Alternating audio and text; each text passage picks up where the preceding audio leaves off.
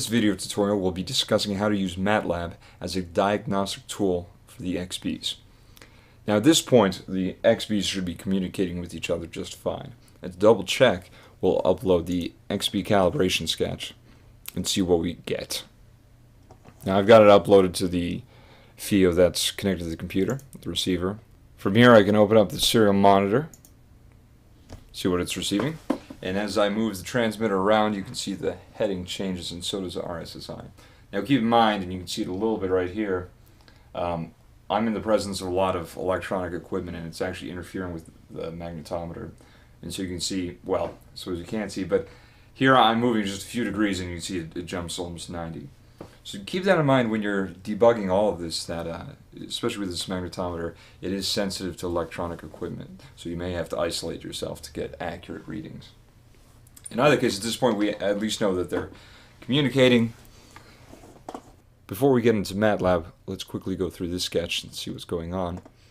You'll notice that this looks fairly similar to the Xbee calibration code, and even to the Xbee receiving code.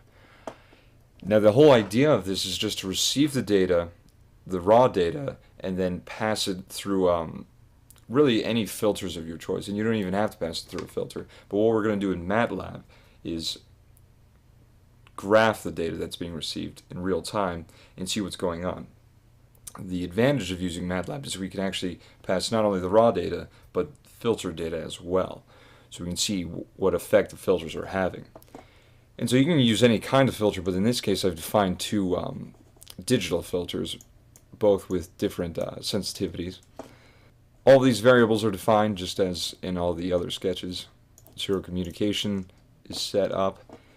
Here we have the same retrieve function as we do in the receiving sketch. It receives the data and then it puts it through the different filters and prints it to serial. Essentially, all this sketch does is receive data, pass it through a filter, and then send it to the serial. Now let's take a quick look at the Matlab code. Here it is. Most of it is commented out, which should make it fairly simple to follow. Up here we open up a serial port. Depending on what operating system you use, you'll put something different in here. We define a limit, and this actually just dictates whether the axis is going to be shifting in time or is it going to be static. If it is static, you can define how large you want your x-axis to be. Moving on to magnitude, one of the advantages of the script is that you can actually take in an arbitrary amount of data sources. So you could have 11 filters and have them all graphed at the same time. It will probably take a while longer to load, and at some point it's not very useful. But here we've got three: one for the raw data being input, and then the two more for the two filters. This is just validating the input. Here we actually open up the serial port that was defined up there. Define a few variables. This is all just stuff that sets up the graphs for us. So on and so forth. And here's where the magic happens. You can see it iterates through as many times as it takes to get through each data source. And each time it goes through, it actually does an fscanf, and that will actually read from the serial print statements that we had put in the Arduino sketch. So that's important, just to realize that each time there's a serial print, there has to be a corresponding fscanf. If you have more print statements in the Arduino code, the Arduino sketch, than you do fscanfs in the Matlab, then the data will actually get mixed up. So each time we print on Arduino, we read from Matlab. So it goes through, it iterates, and keep in mind, you can see the difference here. If we have a static x-axis, meaning that the limit is not 0, then we actually read from the serial twice. We have an index so that we know where on the x-axis to go, and then we have the y value. If the x-axis is shifting, then we don't need to take any values for the x-axis, and so we only have one fscanf. Again, it's important because you can see in the Arduino sketch, I've got here several print statements commented out. This is where the x-axis would find its data from. But in this case, I'm going to demonstrate a shifting axis. So you can just comment these out and just have the y values go through. Moving on, we see that after it retrieves this data, it plots it. And it does that as many times as it takes to get through each data source. And then if we have a shifting axis, it will redefine the x-axis to shift. And then it'll keep iterating through that, some error handling, and then cleaning up the serial port when we're finished.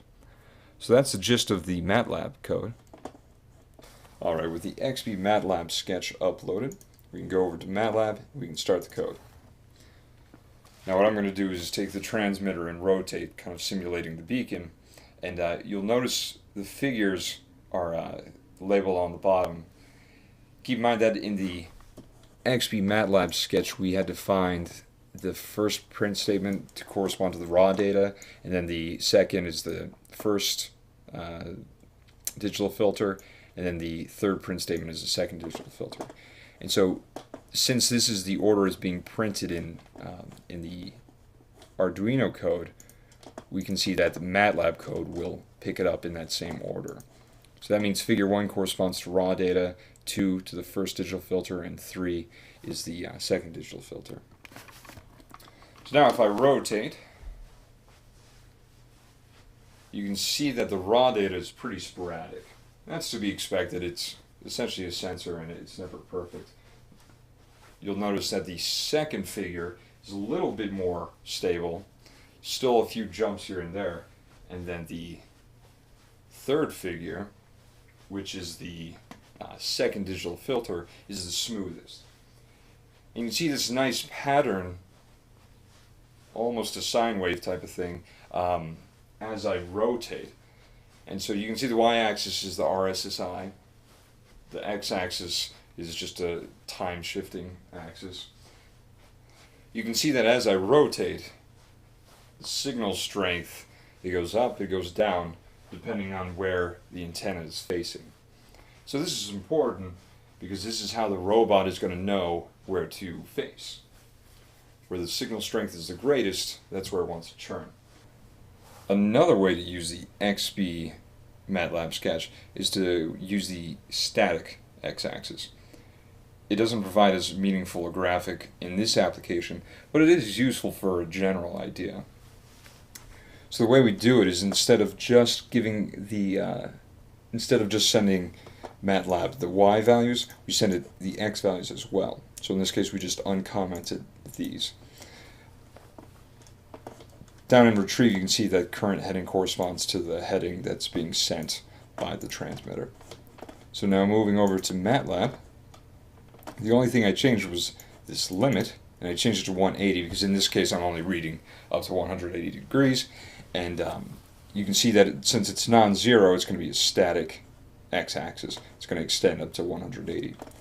So what it looks like is right here, and you can see that instead of graphing just a billion points, it actually updates the points as it reads new values.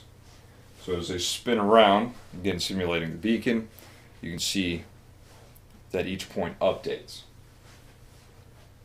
So this can be cool too also if you move around sort of rather than just in circles like a beacon. If you shift your position relative to the receiver, you can see that the center point will actually change as well.